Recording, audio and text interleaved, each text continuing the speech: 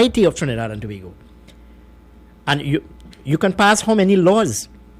You can have how many police officers, members of the Trinidad and Tobago Defense Force out on the street. If there are people who want to behave and continue to behave in a particular way because it serves their own self-interest, then there's nothing much you can do. Nothing much or we can do. Hello, good morning. Welcome to 97.5. Good morning. Ken, good morning. That last person, there are thousands of pennies coming every day. Imagine in Baruga, they bring a horse on you. They bring what, a horse? A horse. Nobody ain't going to buy it. Bring a horse to ride down here by. This place going through with them in the front of the place. And you walk out to talk about Mr. Belmont is so right. Before a restraining order is issued against a person, that person should be brought in and get a psychological evaluation, a psychiatric evaluation. Because if a man is threatening to kill and you place all on him, you just push him over the edge, you know. A man who is irrational, you push him over. You know one case that really remained in my memory, the woman who was killed at the office on 3rd Street, San Fernando, where her son was there and saw this man stabbing his mother and begging the man, please don't kill my mother. You remember that case? You know, it's mad people. They ought to do evaluation, and next thing is this tracer they put on people. This is anklet. You know what I'm talking about? That they could monitor wherever they are. They should do that as well. Because just put that restraint on that paper, don't stop nobody. Thank you, man. All right, Crystal. Thank you very much. Anyway, folks, we have a very special feature which I want to air for you now.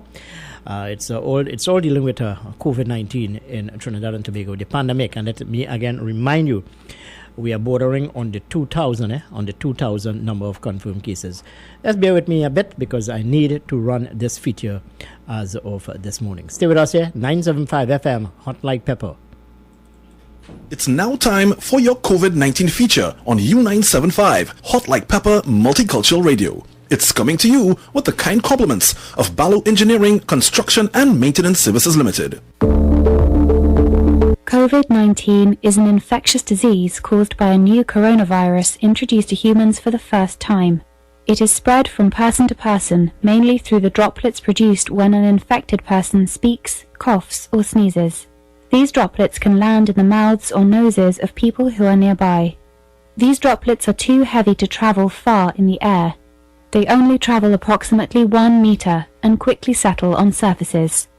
This is the reason person-to-person spread is happening mainly between close contacts. The exact time that the virus can survive on surfaces is not yet known.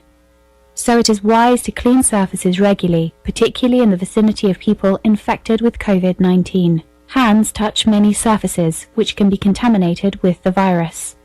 You should therefore avoid touching your eyes, nose or mouth, since contaminated hands can transfer the virus from the surface to yourself. When coughing or sneezing, cover your mouth and nose with the bend of your elbow or use a disposable tissue. If a tissue is used, discard it immediately into a closed bin. The most effective way to prevent the spread of the new coronavirus is to clean your hands frequently with an alcohol-based hand rub or soap and water. This will eliminate the virus if it is on your hands. Stay healthy and prevent the spread of COVID-19. Following the global outbreak of the novel coronavirus COVID-19, social distancing has become a necessary preventative measure to slow the spread of this easily transmitted virus. Millions of people are quarantined, causing many to feel suddenly very isolated and alone.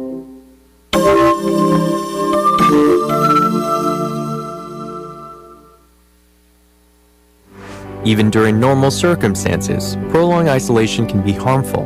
It has been linked to heart disease, depression, dementia, and even impaired immunity. Social isolation can also exaggerate pre-existing symptoms like anxiety, depression, and even panic. So what can you do to stay connected and healthy while practicing social distancing? First, take care of your mental, physical, and psychological well-being. While it's important to stay up to date on what's going on around you, remember to also focus on the positive. If you have negative thoughts or worries, don't ignore them. Instead, try acknowledging and accepting them, and then discuss them with someone you trust. Breathing exercises, mindfulness, meditation, and muscle relaxation can also help your mental, physical, and emotional state. Exercise. Exercise is another great way to take care of your physical and mental health while in social isolation. Even though you may not be able to go to the gym, find ways to take walks, stretch, and stay active within your space. Find alternative ways to connect with others. There are many ways to connect with your family, friends, and others using technologies such as video chat, text, email, calling, or the various social media platforms. Participating in safe and appropriate social media challenges can also be a fun way to help you feel connected. Interacting with people using online support groups can provide great opportunities for you to not only talk about how you are feeling, but also offer emotional support to others who need help coping with the pandemic. Stay active. Long periods of physical and mental inactivity can lead to depression and poor health. Find a project you can do around the house or create a routine of activities to look forward to each day. Limit screen time. Watching TV, browsing the internet, and playing video games can be great outlets, but too much screen time is not healthy. Manage your electronics usage and consider setting reasonable limits each day. If your work from home involves using a computer or phone, try to get up and look away from your screen periodically. Be mindful of unhealthy coping strategies. During times of stress and even boredom, it's easy to cope by turning to food and alcohol. Keep in mind that overeating or drinking too much can lead to unhealthy and harmful habits. If you find yourself turning to food and drink to cope, try using other strategies like meditation, taking a walk, or calling a friend. Find the good. Believe it or not, there can actually be benefits to staying home. For instance, if you find yourself with more time on your hands, it can give you an opportunity to begin new projects, achieve some of your outstanding goals, or even get some much-needed rest and sleep. If you are staying home with children or other family members, it can be an opportunity to spend more quality time together. Try to stay active, healthy, and connected with others during this trying time. Quarantine doesn't have to be unbearable if you remember to take care of yourself and others during your time at home. A fabric mask acts as a barrier to prevent the spread of the virus. It must be used correctly and always combined with other measures to protect yourself and everyone else. When wearing a fabric mask, clean your hands before putting it on. Inspect the mask and do not use it if it is damaged or dirty. Cover your mouth, nose, and chin. Adjust the mask to your face, leaving no gaps on the sides. Avoid touching the mask while wearing it. Change your mask once it gets dirty or wet.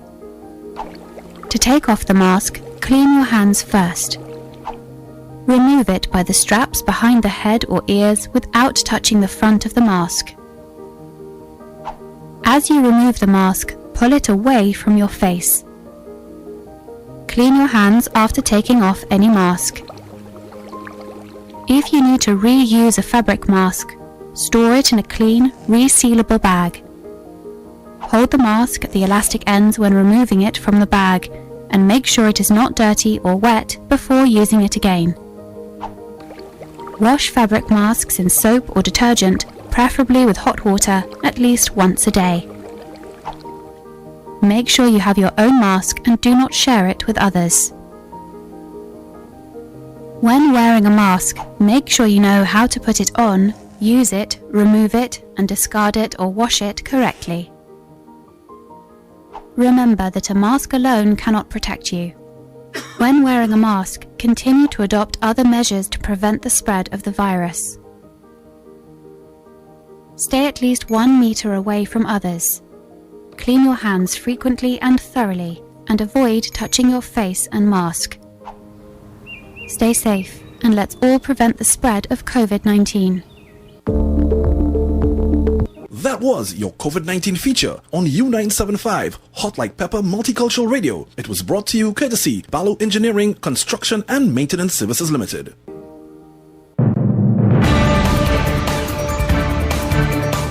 That was Major News to the Hour, brought to you with the very kind compliments of Super Quality Supermarket, Sheikh Lisha Limited, the Trinidad and Tobago Newsday, and Darban Trading Company Limited.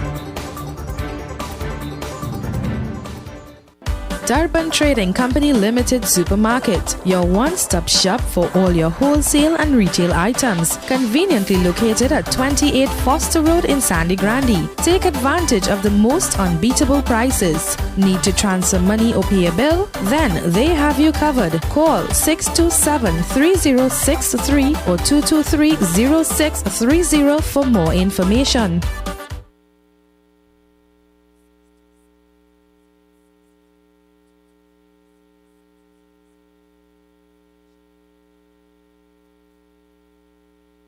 Greeted in the wonderful name of Jesus. My name is Bishop Kelvin Khan from Endurance Ministry International. Our new location is in Railway Road, Londonville. You can tune into 97.5 every Sunday morning from 6 a.m. till 8. Tell your nanny and your nana, your chachi, your chacha, your grandpa, your grandma. We need to pray for our nation. God bless you. Thank you.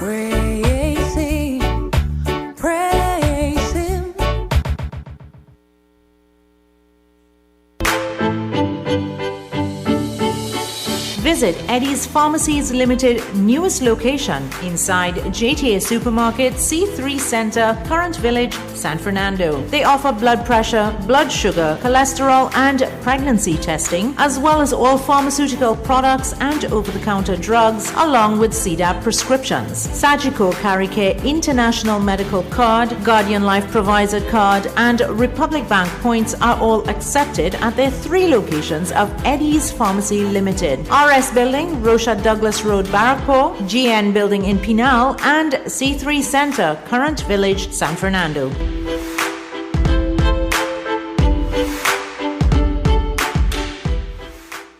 To you, Newsday Classifieds. Take Value Optical to be your partner. I do. I do. I now pronounce free eye test from Value Optical for Newsday Classified customers. Call the Newsday Classified reps for more information. You may now kiss the bride.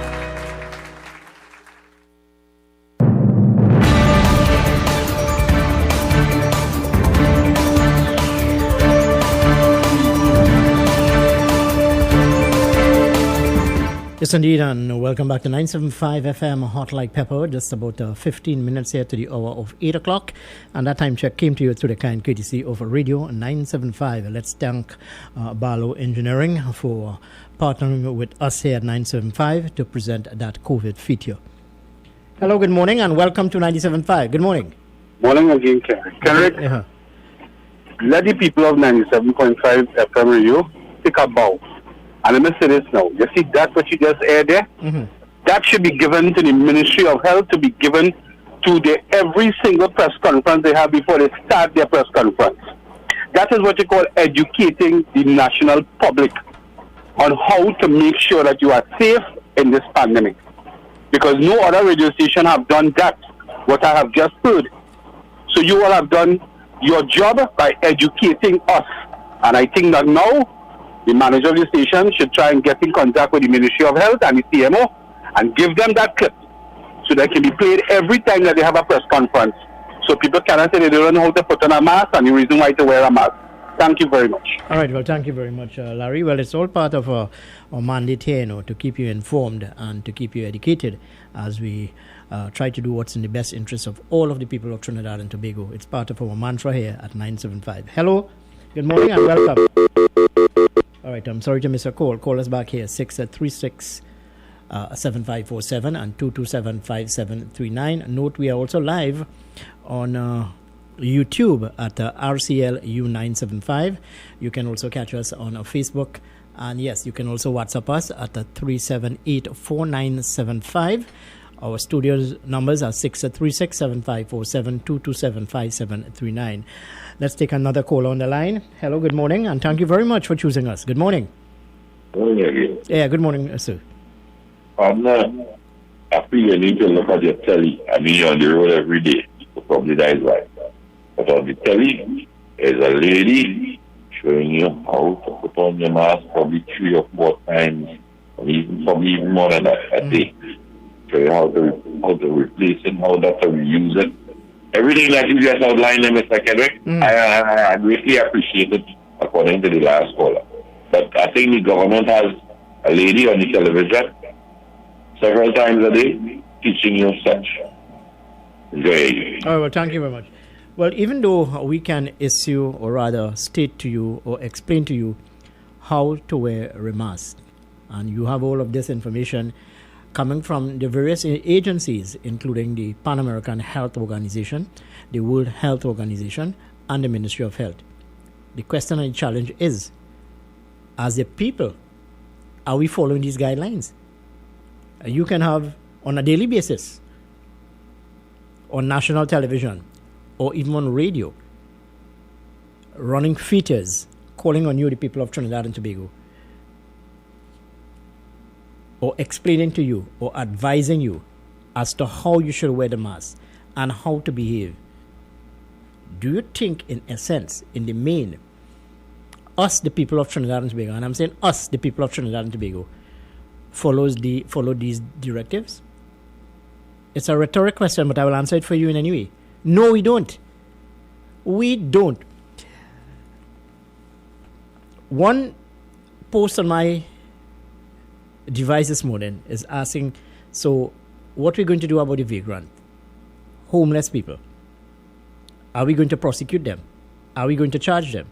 Well, first of all, if you are living on the street, in the main, you are mentally challenged.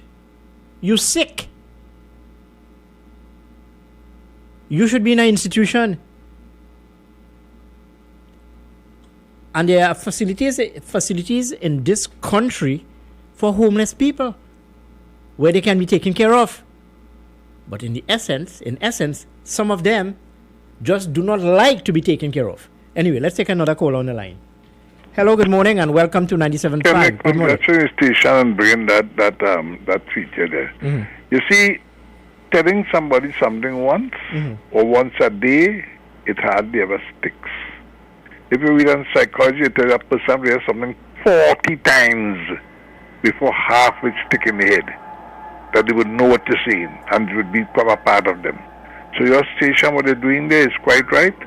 And what was suggested by Larry, the more times people hear this, the more effective it will become. Thank you much. Okay, well, thank you very much, Chris, for your thoughts with us this morning. So we're moving on with our conversation. Yeah. The question is, what of the homeless, what of the quote-unquote vagrants outside there? What? Are the authorities going to charge them? No.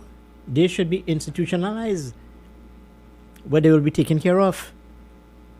So, as I said before, we have a tendency in this country to look at loopholes. Rather than do what is necessary and what is right. Hello, good morning, and welcome to 97.5. Good morning. Morning, Kenneth. Good feature. Well, thank you very much. Kenneth, why people concerning themselves about vagrants and this thing? Listen, if the majority of us, or a greater portion of the country, were to do the correct things, you don't think the police will have less time to adjudicate upon us, the citizens, and spend more time on those who cannot help themselves? And hold on, let me state to you, and who vexed me, Lord, this is my opinion. Most of these red flags are being raised. These flags are being raised by people from a different political suasion. Let me put it like that. Kenneth, let me be frank. The people who objected are strong supporters of United National Conference. Well, you saying so, I sir, not me. I'm telling you, these are the people who objected. You want to find 100 reasons why about the mask, but at the end of the day, your party supported the legislation. And that's the point I've been making all the while. Good. Your party supported the legislation. Follow the law. Don't complain now. Let the police deal with the vagrants, let the ministry, but just do the right thing now. Listen, it's two simple things. Go out only if it's absolutely necessary, and if you do happen to go out, follow the protocols or the guidelines. Wear your mask. Wear a mask, wash your hands. Listen, you're going to a business place, you wash your hands before you go in, and when you're leaving, you wash back your hands. What's wrong with that? You know, I always value your contribution onto the program, and I want you to share your thoughts with me, because there's this narrative now about children under the age of 8, or rather, children above the age of 8, whether they should be prosecuted or not. Share your thoughts with me. Correct. A child 3 and 4 years old know how to use a laptop, a computer, and a phone. And my point is this: are we saying that a minor who would have committed an offense should not be charged? Well, that's what people say. But listen, if you have to be charged, you must be charged. But children under the age are very okora with what is happening in Google, right? They know how to use things. They can think. Secondly, I do not think a police is really going to charge a idiot, but they will warn. If you warn the child and they warn the parent and they continue, you charge them. Well, quite true. As a police officer, if I'm a police officer and I see a child, let's say 8 or 9 years old, on the street without a mask, my question is, where are your parents? Where are your guardians? Why are you out on the street without a mask? And I will take you home in the vehicle to that parent or guardian and take serious issue with the parent and guardian. But more importantly, if a police just shout a little hard for 8-year-old child, our father put on the mask. Right? But you know, it has parents, the police will try to get them to put on the mask, and the parents will be more argumentative with the police. Quite true. And that is why, don't charge the child, charge the parents, and find some charge to charge them. Right? But I think people just need to follow the protocols. The UNC people who are objecting just need to stay quiet because your party supported legislation and follow it. All right, take care, Kendall. All right, my friend. Well, thank you very much for your contribution here with me this morning as we continue with our discussion. Hello, good morning. Welcome to 97.5. Good morning. Hey, morning, Trinidad and Tobago. Morning, Mr. Kenrick. Morning, man. Miss Nicole Duki and the rest of the staff. Where you and Andy there, but I'm done. And holiday? Yeah, Anne is on some vacation. Don't answer if you can't answer. Don't put yourself in trouble. Don't say where you know about it. Yeah. Go ahead. But I was really calling you this morning because, I mean, we had heard of the game on this station, he heard that game, everything. But the mask thing, I tell you, as the guy said just now there, I have a 7-year-old son, and he have a bag. When anytime going anywhere, he has a little knapsack bag, he has water, he put a little juice in it, and he has a nap, and he know one time, he know what seatbelt. From the time, let's suppose he have on his seatbelt. By the time you see police, you know one time. So, children now way advanced than nowadays. A 2-year, 3-year-old child and a laptop. I'm not like them. What them know on them phone, me even knows that at my say our speak. What they could do on them phone and chance, I see they have them as on chance. So I WhatsApp thing, bring it back. I say, No, it has become now, according to the Prime Minister, part of your attire. Yeah. Even though you're putting on whatever your makeup or you're putting on whatever, your clothing and so on. The mask now has become part of that. So it's part of your dress code, your training right now. So, I mean, one day, the thing about children, one day see you the correct thing, you don't have much problem. No. And I agree with you. But if you as a parent want to behave in a particular way, well, what do you expect of the child? Right. So once you behave in a particular way, you put on your mask and do whatever it is, carry on, wherever you practice the correct thing, you don't have much problem talking. You don't want to talk to child. But when you want to practice something, and then want just like when you see the law, you put on, no, that's the problem. So, and the society needs to rise to the occasion, so we're able to have a better example. Remember, nowadays, you had people like somebody you looked up to, you could have said, you'd like a child to be like that. But nowadays, we're in trouble with that, Yeah.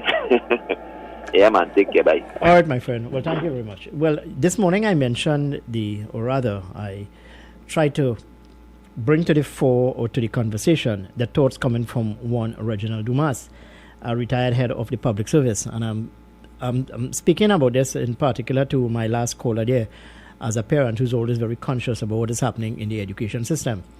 According to Dumas, he said the Concordat, an agreement between the late Prime Minister Dr. Eric Williams and religious bodies in 1960, created further inequity Where is the evidence to support such? Where is the evidence to support such? He said, quote, "The religious bodies love it because it gives the principals of those schools the right to choose on their own up to 20% of the children who will get into the schools. As a result," he explained, "the exam generally and then the right of principals under the Concordat means that the difference in quality between school is widening because obviously parents are going to try to get their children into what they consider a better school than another school, which is understandable."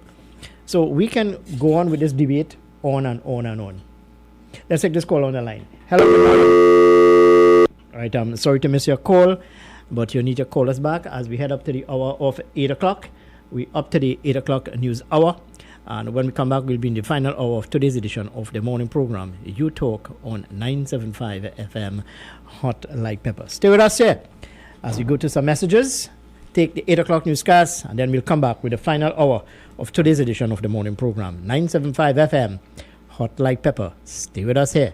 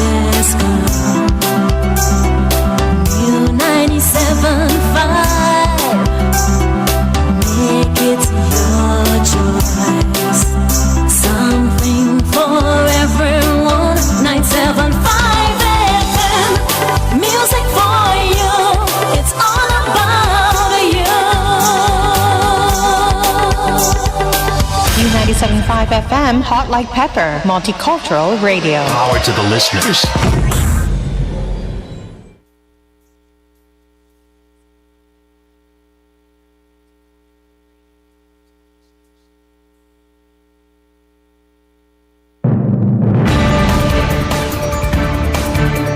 It is now time for Major News to the Hour. It comes to you with the very kind compliments of Super Quality Supermarket, Sheikh Lisha Limited, the Trinidad and Tobago Newsday, and Darpan Trading Company Limited.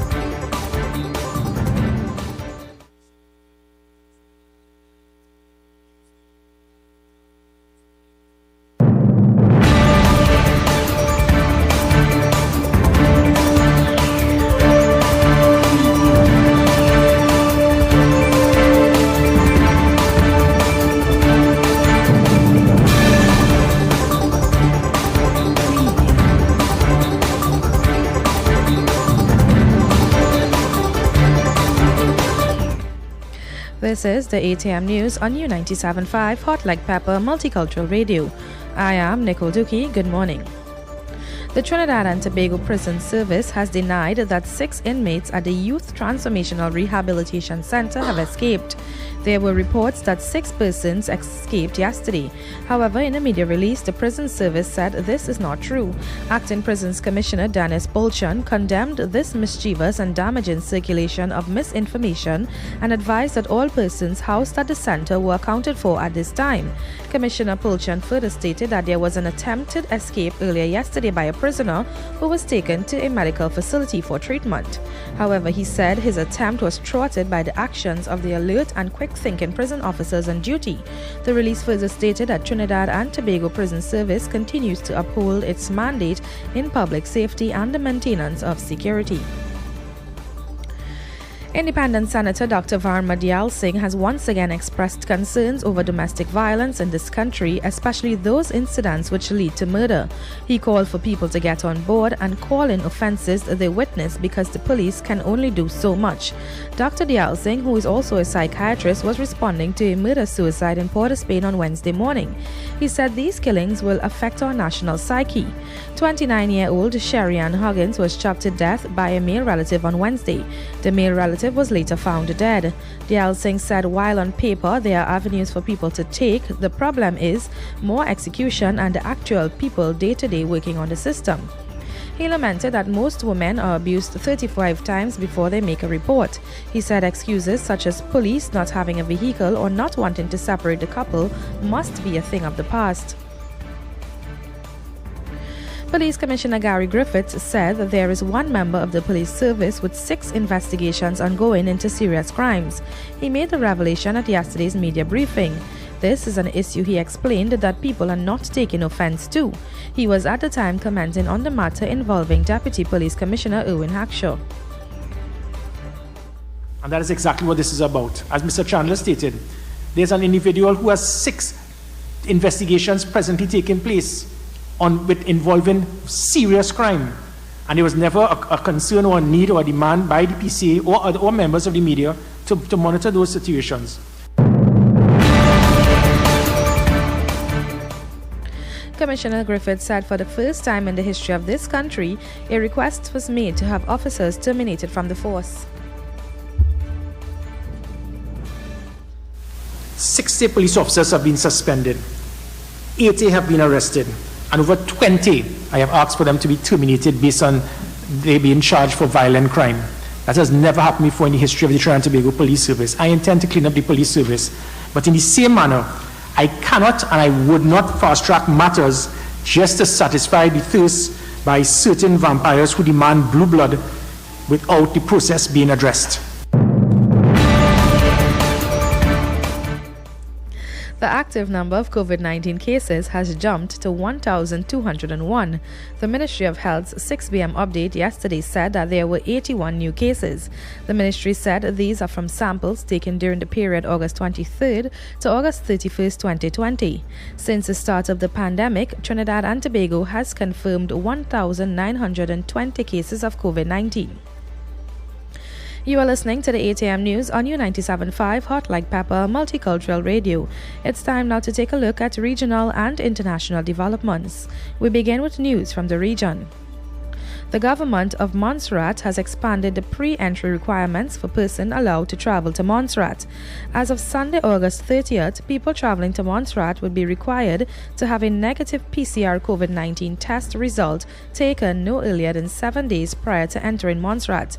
These individuals may be subject to screening, temperature checks, and clinical examinations on entering Montserrat.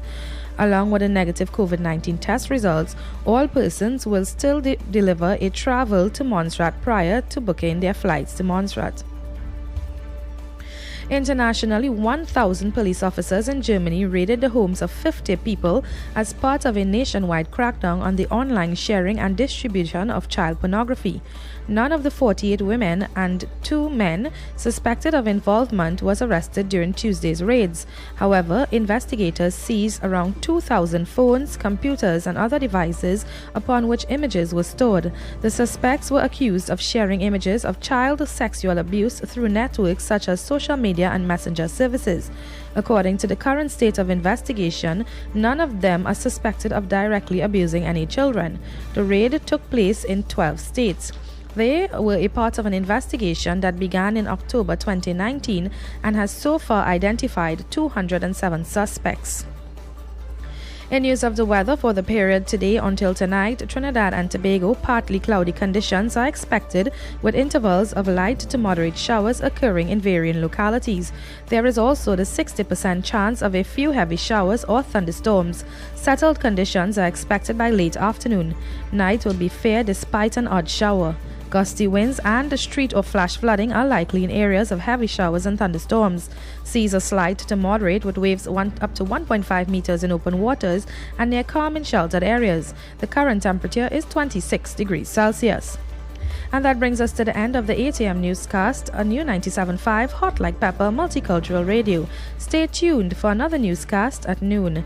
I am Nicole Dookie. Good morning.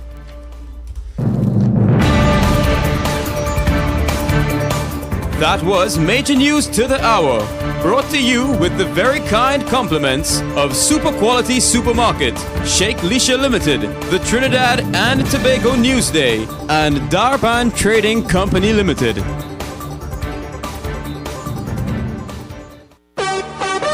For quality items, visit Super Quality Supermarket of Endeavour Road, Chaguanas, and Trin City Industrial Estate in Trin City, as well as Quality Cash and Carry Supermarket, Cuba Car Park, for all your grocery items, liquor, fresh fruits, and vegetables, not forgetting their bed and bath section, and kitchen appliances for your home. With so many items to choose from, take advantage of our great prices and discounts at any of our 3 locations: Trin City Industrial Estate in Trin City, Endeavour Road, Chaguanas, and Cuba. For quality items, Super Quality Supermarket and Quality Cash and Carry Supermarket.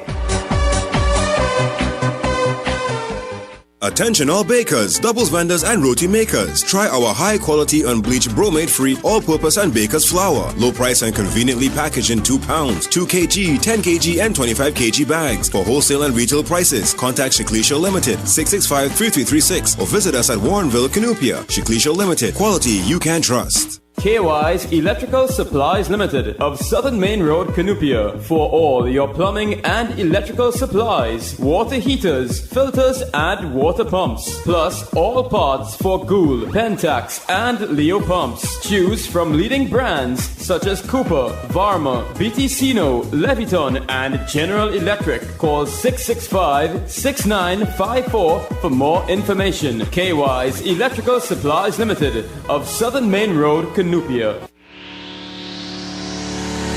Kathy's Cool Spot Enterprises Limited, number 86 Pearville, opposite the TSTT Exchange in Mayaro. We specialize in all types of meats, dry goods, liqueur, beverages, ice, LPG, gas, motor oils, stationery supplies, and photocopying. We also provide rentals of tents and chairs for your every occasion. Come in and take advantage of our specials at reduced prices on liqueur, wholesale and retail. We are open every day, even on public holidays, for your convenience.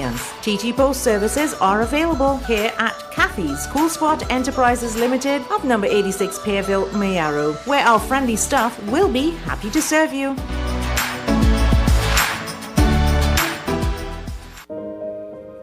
Join me every Sunday for Love Vibrations from 7 p.m. to 10 p.m. featuring all your favorite love songs from every decade and the most powerful quotes ever written. You can send your shout-outs. WhatsApp 378-4975, or you can simply call 636-7547 or 227-5739, or go online to www.975radio.com. It's hosted by yours truly, DJ Sean, on U975 FM, Hot Like Pepper Multicultural Radio. I found a love for me. Can't go anywhere to enjoy yourself? Well, join us on 97.5 FM, Hot Like Pepper, Multicultural Radio, as we got your Saturdays covered. The party starts from 8 a.m. Yes, 8 a.m. to 12 noon. We got Sharon Baruch alongside DJ Vishal. 12 to 3 p.m. Captain Kendall is in full flight and will take you straight into 3 to 6 as DJ Anil will put you into the mix. Then from 6 to 9, the man DJ Sean, half man, half amazing, takes the spotlight from 6 to 9. And from 9 to 1, the man Corky D steps into the building and he will mix it up for you into the morning. Tune in, log on 975radio.com as we put you into party mood with all of our DJs and announcers. Tell your friends, tell your family, 975radio.com.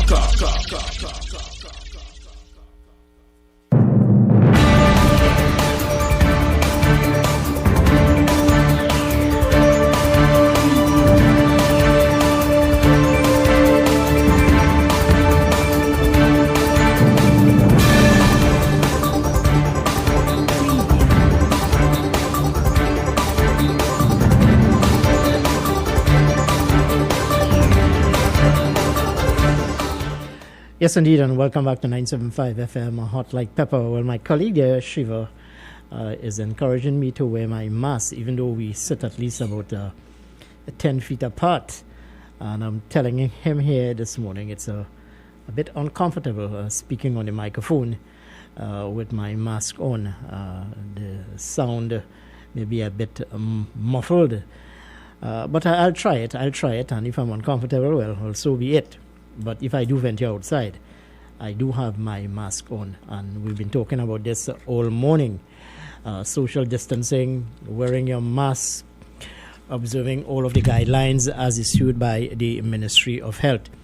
And I cannot impress upon you, the people of Trinidad and Tobago and the listening audience, how important it is for us to observe these guidelines. It's to our benefit to flatten the curve. One of my friends, a nurse attached to the San Fernando General Hospital, would have told me over the weekend how traumatic it is for patients who are COVID-19 positive. The pain they go through, how uncomfortable it is for them. So again, if you want to actually appreciate what the authorities are saying and to have to further educate yourself as to how this virus impacts on the human body, well, there are many videos on YouTube where you can download it and look at the discomfort which a patient suffer as a result of COVID-19. And then you may have a greater appreciation for the guidelines as outlined by the Ministry of Health and more so by the World Health Organization. 975 FM Hot Like Pepper, 15 minutes past the hour of 8 o'clock. And that time check came to you through the kind courtesy of radio. 975 FM Hot Like Pepper. Well, let's go into an area where it is very comforting to me. That is sports. And yesterday, of course, the Caribbean Premier League action continued down at the Brian Lara Cricket Academy in South Trinidad. 2 games were played yesterday, where the Trinbago Knight Riders came up against the St. Kitts and Nevis Patriots. The Trinbago Knight Riders would have posted 174 for the loss of 4 wickets, with Lendl Simmons coming good with a bat. He made 96. Dwayne Bravo went on to score 36, and Dominic Drakes, he would have picked up 2 for 35, and Sheldon Cottrell 1 for 32. In their run chase, the St. Kitts Nevis Patriots were restricted to 115 for 7. Yes, 115 for 7, with Chris Lynn getting to 34 and our very own Joshua De Silva hitting 29. And Akil Hussein would have grabbed 1 for 15 and DJ Bravo 1 for 17. I'm just trying to remind you of the scores. And in the second game, well, the Zooks, who would have been sitting on second in the table, they were whipped yesterday by the Guyana Amazon Warriors. The Zooks were restricted to 109 for 7 in their 20 overs, with Raheem Cornwall getting to 21 and Najibullah Zadran getting to 19. Naveen Ulhakt and Kimo Paul, well, they picked up 2 wickets each. The Guyana Amazon Warriors would have raced to the target in 110 for the loss of 3 wickets, with Shimron Hettemaier getting to 56 not out and Chandrapal Hemraj getting to 26. So the Guyana Amazon Warriors winning by 7 wickets. 2 games are carded for today down at the Brian Lara Cricket Academy, barring the weather, of course, but based on what we are seeing thus far here in central Trinidad, the game could be restricted or impacted by the inclement weather. Well, today's matches will see the Jamaica Tallowers coming up against the St. Kitts Nevis Patriots from just around 10 o'clock this morning, as I said, barring the weather. And in the 5:30 game, you have Barbados Tridents coming up against the Guyana Amazon Warriors. So 2 games on today. The Jamaica Tallowers versus the St. Kitts and Nevis Patriots, and the Barbados Tridents coming up against the Guyana Amazon Warriors. Just keeping you a bit up to speed as to what is happening in terms of cricket. Let's take this call on the line. Hello, good morning. All right. right, I'm sorry to miss your call. You need to call us back here, 636-7547, 227-5739. I'm just, chatting here of when we went to the break, which is Shiva. By the way, Shiva is responsible for making us look good on YouTube, Pass Round Productions indeed. Let's thank him very much for partnering with us here at 975. Hello, good morning, and welcome to 97.5. Good morning. Yeah, good morning to you. How come, I still study that how Puran can make the West Indies team and the fella could be capable? Well, you want me to tell you that? You want me to respond to you? Well, let me respond to you. You see, there's something in West Indies cricket called insularity. And so long as there's insularity in West Indies cricket, well, then we will continue to be at, let's say, at the lower rung of the ladder in terms of rankings. Then there's only embarrass the good cricketers, and I don't know why they'll be doing that. No, but hold on. I'm glad that you raised that with me this morning. I want to provoke your thoughts and the thoughts of the listening audience, especially those of you who follow cricket. Could someone outside there, rational for me, tell me this morning, make me comforted, what is the significance of Darren Sammy on the Zooks team? Father, guys, a hard question you're asking. What is his contribution? I still want to play for West Indies T20 too. Yeah. No, what is his contribution? To me, he's a quintessential all-rounder. He's not bowling, he's not batting, and he's not fielding. And this is my problem, because I know when he gets in the West Indies team, he gets in the West Indies as all-rounder. And I do not have the evidence in front of me, but I can assure you that all the games Darren Sammy would have played for the Zooks thus far, and I'm sure he would not have scored. No, he would not have scored 10 runs thus far. So what's the significance? Here it is. Here it is. Even though you are the captain, well, oh God, if you know you're not making runs or you're not bowling, well, fake an injury, now, boy, and let them play somebody else. Or try to bowl and get 1 or 2 things after fake an injury or some kind of thing, a commodity or something. But then after them say what he. But I want to know why West Indies, the selectors them as embarrassing the good cricketers them at the West Indies team in the country. Why is that they be doing this thing? How could on the earth of God you tell me watch Puran and watch Cornwall and tell me how Cornwall can make a West Indies team and Puran can make a West Indies team? And that is one part of it. You see this CPL, this edition of CPL is showing up some of those people who felt that they could have walked into West Indies team, whether it's the white ball cricket or red ball cricket. I'm talking about what's the relevance of Ashley Nurse on the Barbados team? Is he a match winner? No. What's the relevance of one Carlos Buffett? Remember the name. Who continues to fail miserably, more so with the bat. Still you have him going up. And you have young people, young cricketers on the sideline, waiting to showcase their ability and their talent, and they are not being given the opportunity. Some new fellas come in there and they're trying their best to see whether they could do the helping, they're doing this, and young fellas still cannot come here to the West Indies team. No, hold it. This is franchise cricket, yes? Yeah. If these people continue to fail, well then, blood some new talent. Make room for new people. Darren Sammy, Ashley Nurse, Carlos Buffett. What more can they contribute towards Trinidad and Tobago? Towards regional cricket? Nothing. I just was still asking you that how you could Puran can make that team. And Cornwall making that team. This is why I try to find out what is the difference between two of them, one bigger and one smaller, one can bat and one could bowl. This is why I try to find out, and nobody is saying, well, why? What is me selectors them and saying so? And another point, I want to a second or 30 seconds in the football. Robert Haddad, the pt2 run 300 Tobago football. FIFA put that these fellas that were selected to go football. Wallace was selected in the football to run football. When William was there, FIFA didn't have a problem, and the same problem were going on. And Wallace come and take the problem and try to help for the problem, and they try to move it. And let me tell you about Harald something.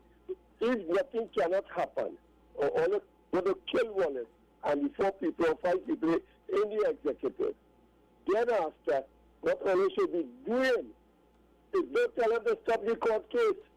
They continue with the court case, and they threaten them on the court case. I want to move them, and you want to run football. Nobody vote for you to run football. Well, I hear you, my friend. But if we are not careful, as you're talking on about that, if we are not careful, this country could be banned or sanctioned by the Federation of International Football Association, the world governing body, FIFA. This matter is heading to court. And if we are not careful and try to settle this matter, well, then we can face serious repercussions from FIFA. But the state of our football in Trinidad and Tobago is as a result of the quest and the lust for power, not really what is in the best interest of Trinidad and Tobago. There are many people outside there who are, or who feel, or who have the view that they can do a better job than the present administration.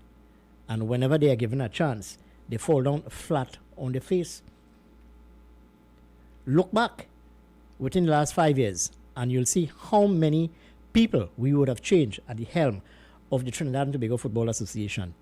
And the football has not moved from one point to another. Let's take another call on the line. Hello, good morning. Welcome to 97.5. Good morning. Good morning, friend. Yes, How are you? and I've been following this football thing to a point, right? Mm-hmm. At this point in time, I think we need the best advice in going forward, because, I mean, FIFA, we are not even a red ants compared to FIFA. Right? When you might have FIFA. So we need to use the best advice going forward legally, otherwise, and try and comply. And we don't have a choice.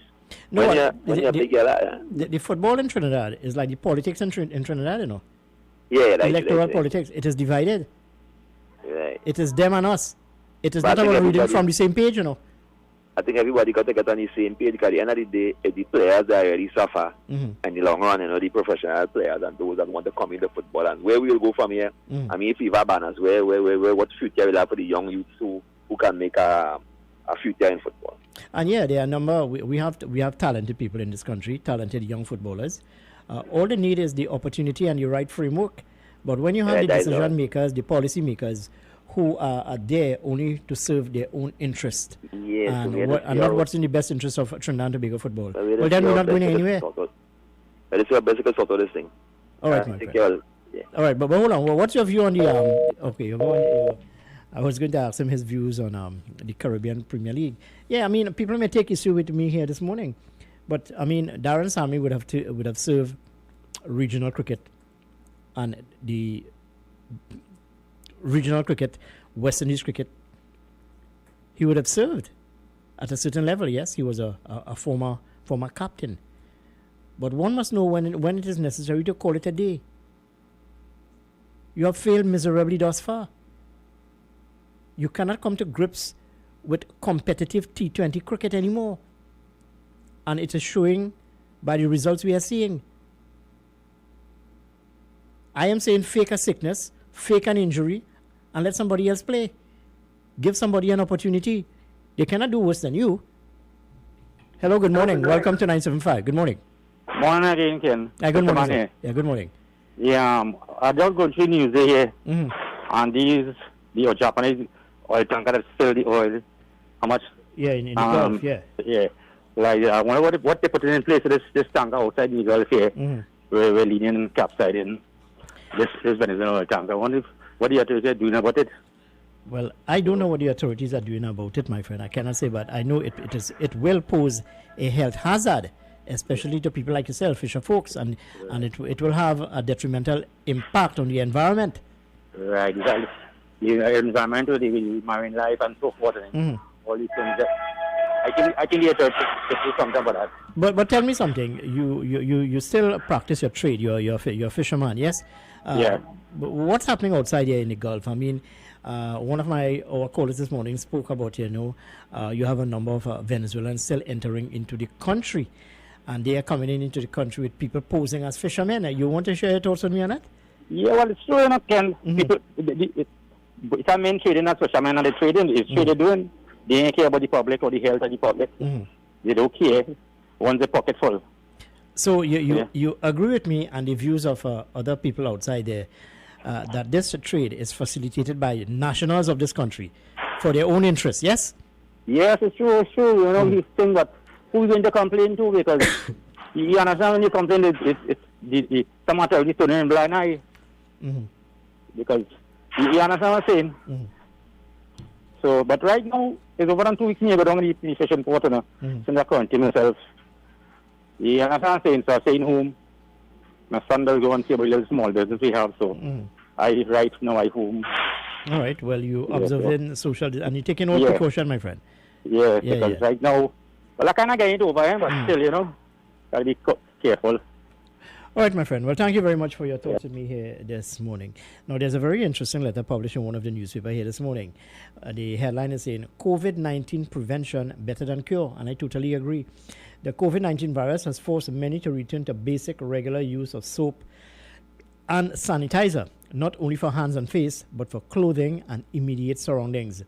After about 6 months, Prime Minister Dr. Keith Rowley, Minister of Health Terence Dial Singh, along with Chief Medical Officer Dr. Rushan Parasram, are appealing for everyone to wear masks and be obedient to the scientific strategy of our COVID-19 protocol. Hello, good morning, and welcome to 975. Good morning. Morning again, Kenrick. Good morning to you, sir. Earlier this morning, caller from Crep was mentioning to you the influx of Venezuelans in the area. Well, I don't know if there's an influx, but he would have spoke about thousands of Venezuelans entering the country on a weekly basis or a daily basis. I don't know how true that is, but go ahead. I'm listening to you. I mean, the exploitation is real. There are some Venezuelans who could handle their own stories. They have been finance, relocate and so on. Yeah, and they see them they're driving expensive cars, and they're doing well-paid jobs. But hold on. There are those hold on. Correct me if I'm wrong. The Minister of National Security, and by extension, the Commissioner of Police, would have stated emphatically about 2 months ago that anyone found harboring illegal immigrants will be prosecuted, will be charged. Landlords and business people. Business people found guilty of employing people who are not documented, they too will be charged, prosecuted. Can you tell me, it may have escaped me, has anyone been charged as yet, my friend? Of course not. There are two kinds. There are those who are legitimately registered and being employed, and then there are those who are not legitimately registered, and they're being employed and exploited. Well, that's what I'm talking about, undocumented. This thing is so real. Let me tell you this. There's somewhere in the West, right? The guy is wearing me, doesn't need to be into this, but girls, he's exploiting it. $17,000 for a whole woman. It's up to you if you can keep the woman by you. Say that again. I'm telling you, $17,000 for a whole woman, an entire woman. 17,000? Yes. And he doesn't need it because he's not hand to mouth. It's just exploitation and greed. Thanks for the time, sir. Yeah. Well, I had to laugh. $17,000, you say, eh? Hello, good morning. Welcome to 975. Good morning. And pleasant good morning to you, my brother Kenrick. Don't tell me you're harboring illegal immigrants home, eh? No, brother. I don't do them thing, but it's true, you know. There's a plenty of them, brother.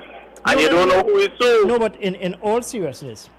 Yeah. In all seriousness, and I'm just trying to paraphrase what the Minister of National Security would have said, and by extension, the Commissioner of Police. They would have said to us 2 months ago that anyone found guilty of harboring, hosting, housing undocumented immigrants will be charged. Yeah. And how much years now? And they also said that those who are guilty of employing undocumented illegal immigrants will be charged. My question to you this morning, how many people have been charged? Nobody. Well then, we don't have a problem. Well, you see, again, when you put your foot in your mouth, that's happened. Because I remember when they was bringing them in and they had given them opportunity to stay, right? The commissioner of police say that he is not going to stop every because they tell them that they have illegal ones in the country and plot to bring it in now. So you don't know who is who. He told them and he say, the police is not going to stop everybody and ask for papers and documents. You understand? But I remember, in a movie I watched, the border of United States compared to the Mexico, right?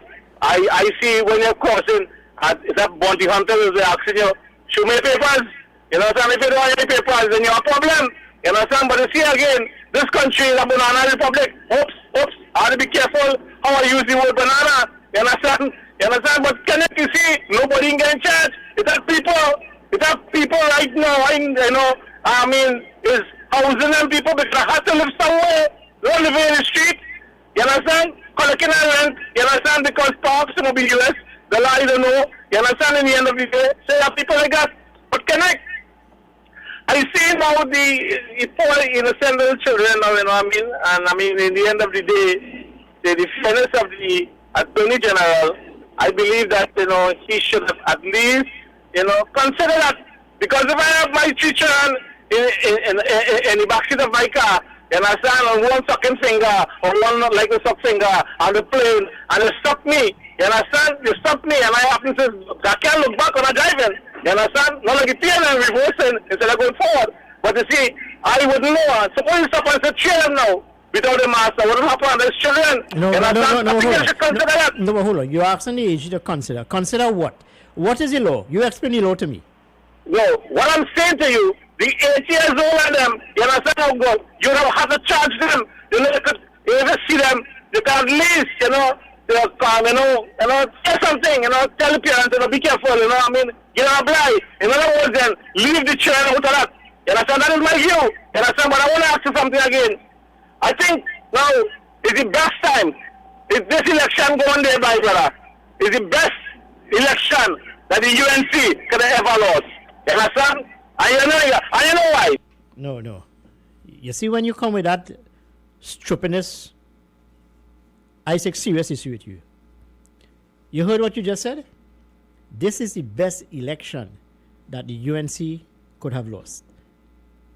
And I know why you are saying so. And I know why you would have said such irresponsible. You're not a patriot.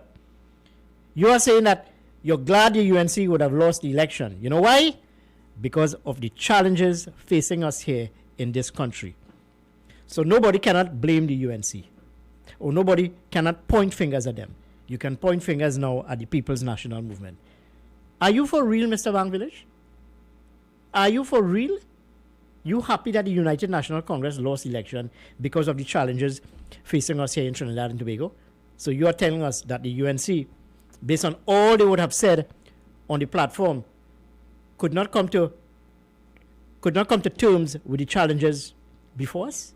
That is what you said? That's why I'm saying sometimes you're reckless. You speak off the top of your head. That's why I tried to explain to you this morning, or rather for you to explain to me this morning, what is the law as it pertains to minors wearing masks. As a parent, if you have a child under 8 years old, they will not be charged. But that does not mean to say that you, as a parent, should not encourage them to wear a mask. They should wear a mask. Anyway, sometimes I really cannot understand your contribution. You're glad the UNC lose the election because the challenges facing the government of Trinidad and Tobago today. Hello, good morning. Welcome to 975. Good morning. Hey, Ken, morning. Yeah, good morning. How you going, partner? I'm going fine this morning, Brian. How are you doing? Everything okay? You're looking at the cricket, I hope? Well, of course. Well, the cricket is my escape valve, you know. I can't get outside because I am one of those people who are vulnerable, so I don't want to get outside. And, compromise my own health.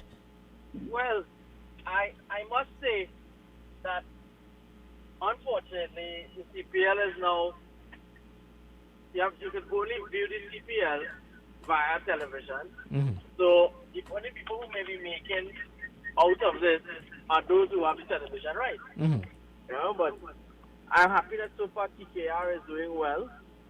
8 out of 8. So it's going great. I think what's confusing me with the ECPL though is I'm not too sure when is the playoffs supposed to start. There are no playoffs, Brian. That tell me how much you already know. There are no playoffs. There are 2 semifinals, semifinal 1 and semifinal 2. Right. So is the top 4 goes over, right? Yes, right. Right. So okay. So when are the semis expected to start? You know. Let me get the details. I'll give you the details before the day is closed, but before the morning is closed. But go ahead. Right. So, but I must, however, commend that the TKR, there are some players on the team I didn't really know who they are. Like who? Mention a name. Oh gosh, I can't pronounce his name.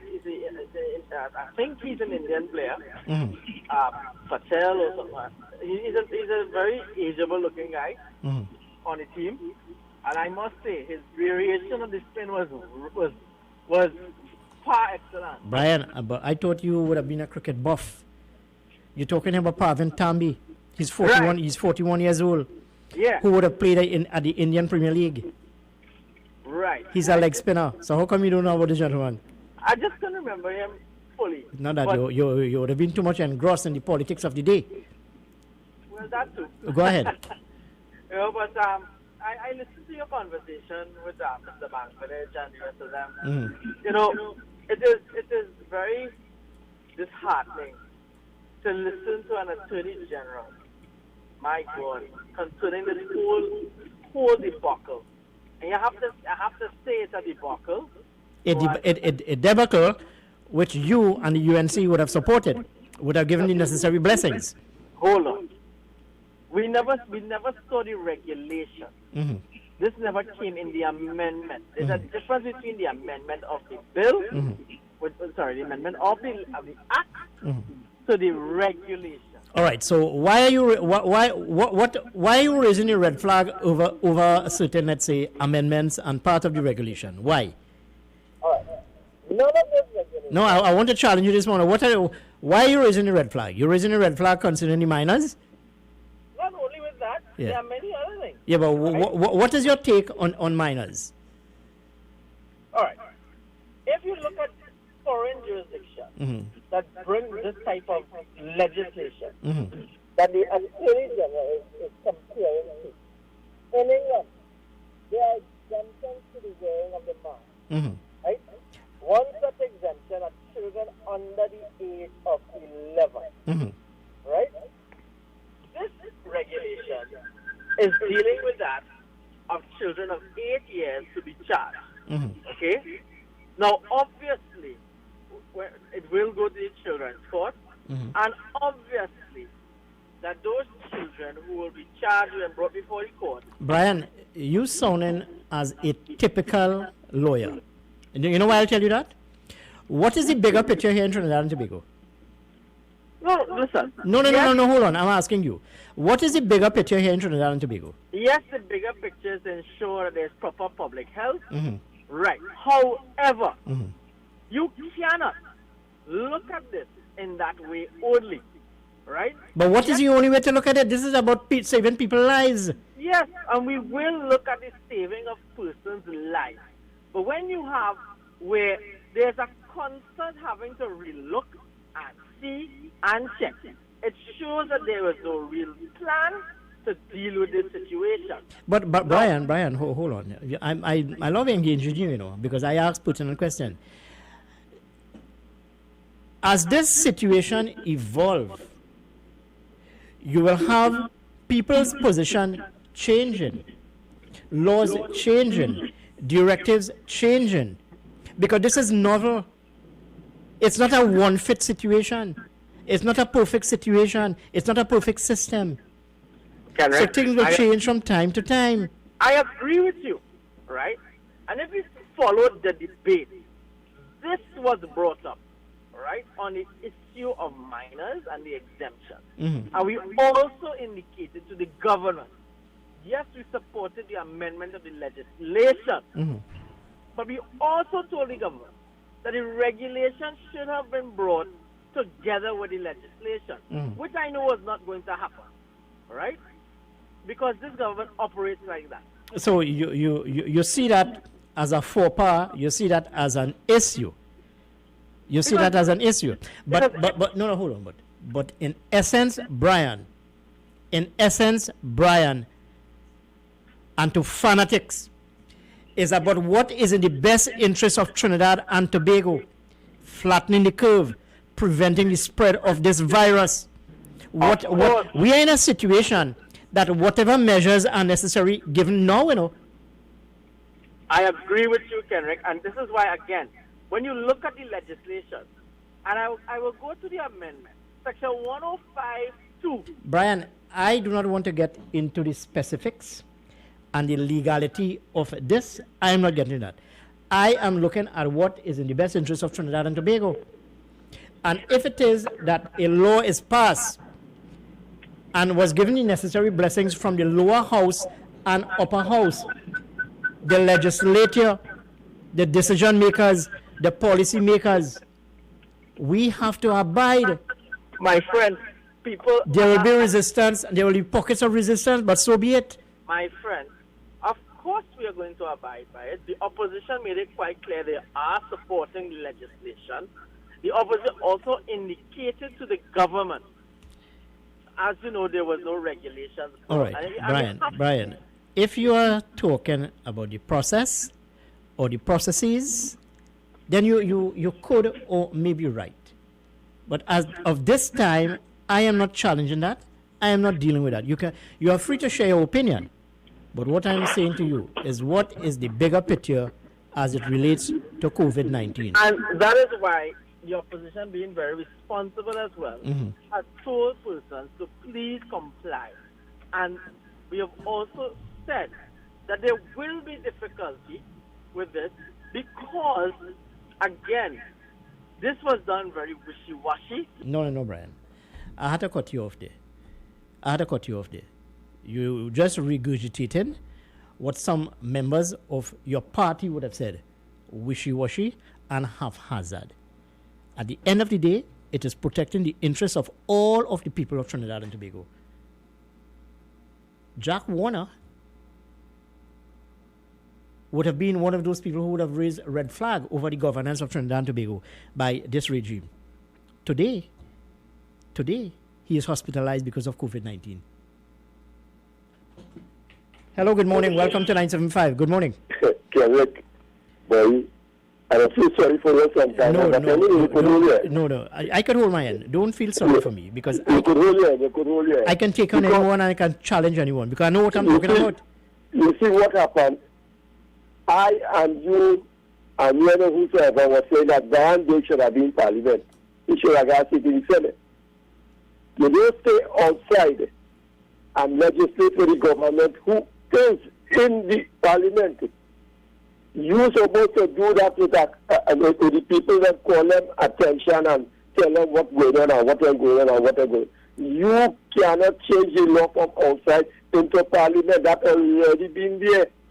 And all you have to teach all your councillors and all your members of Parliament and all your senators and how to get around things in the Parliament. If all you know, but these fellows then start to look weak and weaker and they go down the road and all this kind of thing. And the excuse now that Bank Village give you it's all in the station, they're going around and telling people they got the UNC win the election because they have a problem. When the UNC got up for election, they going to win or they're going to lose?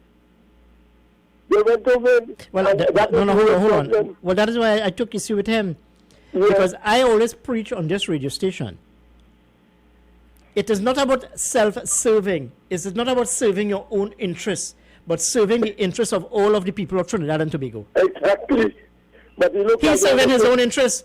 He say, well, this is an election. Glad the UNC win. That is the excuse they're going around. That is the logic of Mr. Bank Village. Yes, but that is not here alone. It's another Indian station. It's everybody saying the same thing. They got their win because there have been so much of problem. And that was them to win the election. They gave him 50,000 jobs, they know they coming for. They give him this one, that, they give him the next one, that. So all these things, these people, they get in the confusion. And they could have win their election. And after what happened, or whatsoever. But they went to win. They never went to lose. And that's what I tried to tell a man come on the area there and say 19 is more than 22. And we have to correct it and tell him 22 is more than 19. All right, partner. Well, I'm sorry to miss your call. Every morning I come to this program and I try to keep you, the people, informed and encourage your conversation. But when you call into the program and you want to serve yourself, I take serious issue with that, Hello, good morning. Welcome to 975. Good morning. Good morning, Kendrick. Good morning to you. I'm going to use a little sarcasm, so please forgive me. Yeah. The Attorney General said these laws with the children and putting on masks, he said that is a very old law. We've always had laws regulating children, I guess. Mm-hmm. In the old days, the child used to work in the farm when master run the house, and they used to work in the farm until they grow up to go into the sugar cane or the cocoa field. But today, an 8-year-old can take a taxi, can jump in a school bus, can go to the store and shop for mommy, can take care of granny, can go in the market and sell. An 8-year-old in this country is expected to act like an adult and not like a child with a brain developing. How many 8-year-olds, I see 8-year-olds doing things that I can't even imagine an adult doing in America. You see, this country is merciless when it comes to children. And I said this on another radio station. Every day you pick up the newspaper, children missing, a woman gets chopped up, a lady missing, and it's the norm. We should be questioning our government on protecting our children, not fining them. 8-year-olds are very smart. They'll put that mask on. But these children are learning, and we're not leading by example. And Kendrick, I want to make a little bit comment here. The Panama Canal was finished and built by the United States. France started it, but when they started to build the Panama Canal, many people were dying and they had to stop. I made a comment last night on your radio show, so I wanted to let people know I'm not crazy. Thank you, Kendrick. All right, well, thank you very much. Well, I'm trying to understand your contribution as it relates to the 8-year-old.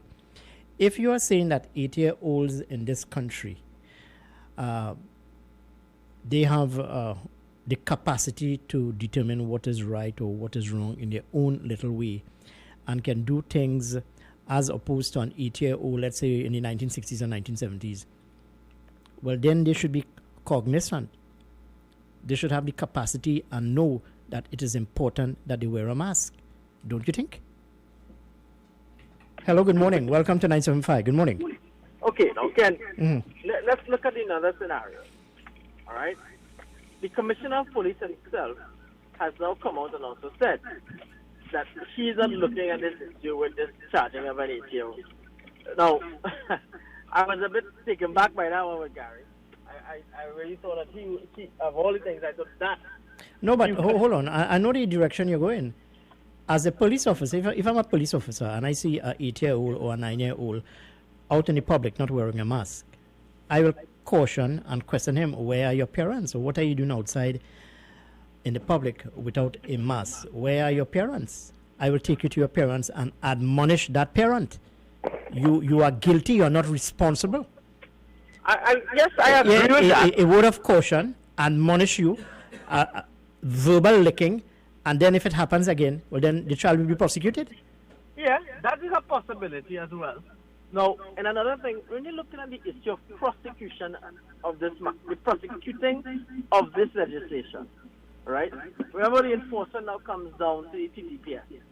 The difficulty the TTPS is going to have is that you have to look at how the police is going to enforce this legislation, right? And you're already beginning to see difficulty happening. Right? Even when the Commissioner of Police had to come out and speak against it, right? Brian, hold on. We can go on and on about this, boy.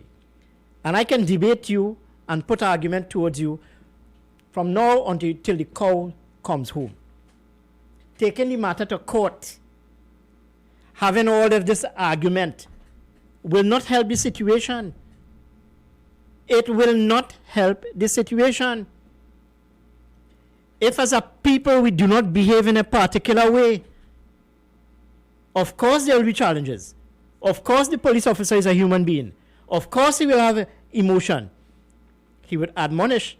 I don't think that any right-thinking police officer will, of course there may be some, will go into any jurisdiction and prosecute and charge a child without actually admonishing and trying to find out what are you doing out on the street without a mask. Where are your parents? It is not a perfect fit, Brian. At the end of the day, is flattening the curve and ensuring that this virus does not spread. Whatever measures are taken. But as I said, you're sounding like a typical lawyer, looking at loopholes. This is what lawyers do, you know. They look at loopholes. Look at clarity. With a lawyer, it has to be either black or white. There are no gray matters. That's what you're doing. At the end of the day, it's what's in the best interest of Trinidad and Tobago.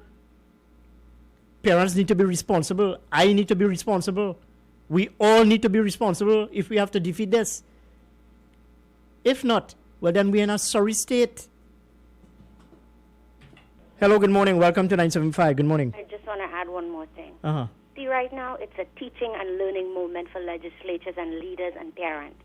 You talk to your children and you explain to them clearly what a virus is. Find pictures of the virus and tell them you can't see it. It's so tiny. And you explain to your children and you will be amazed how much your children will learn. But you see, we have a backwards legislation. And they like to go back to that saving clause in the Constitution. That's why they always circumvent it and they always get away with passing bad legislation. All right, hold on. Let me challenge you this morning. Sure. Are you in support of the mask wearing legislation? I am. I'm 100%. I feel like the way they did it was hold on. Are you in support of this piece where children under the age, or rather over the age of 8, will be prosecuted or will be charged? I disagree with that. Hold on. So what measure would you advocate for people or for children who are found guilty of doing such? You have to go to the parents, but I think that will backfire. Well, thank you very much. Somebody needs to be accountable. And this is what the Attorney General would have said. He don't expect an 8-year-old or a 9-year-old to fork out $1,000, but you, the parents, will have to feel it in your pocket for being irresponsible. For being irresponsible. Who vexed with me lost this morning, I really don't care. But there are consequences for people's action. And this is why our country is like this today. People do not want to take responsibility. They do not like to face consequences. They feel it's the government right.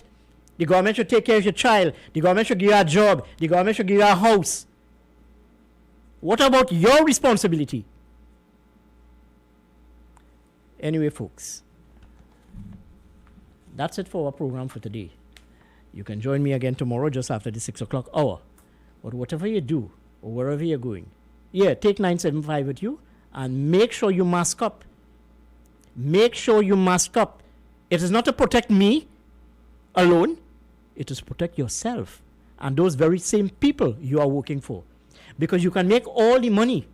You can have the nicest car, the fancy house. But when you lie down in the hospital and you're dead, you know. Who will enjoy it? Be responsible. On that note, good morning, people. Take care of yourself. I'm out of here.